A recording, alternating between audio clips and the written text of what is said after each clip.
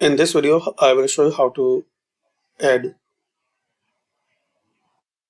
border in Microsoft Word in all pages except first page. So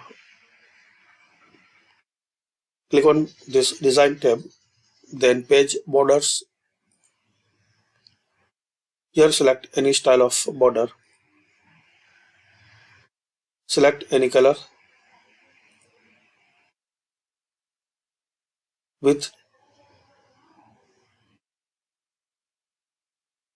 and apply to. So select this last option. This section all except first page. So select this setting, then click on OK. So we can see all pages has page border except first page.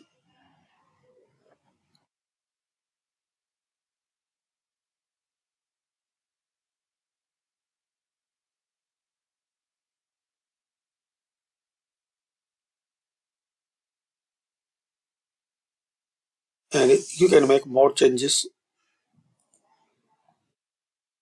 You can add art in page border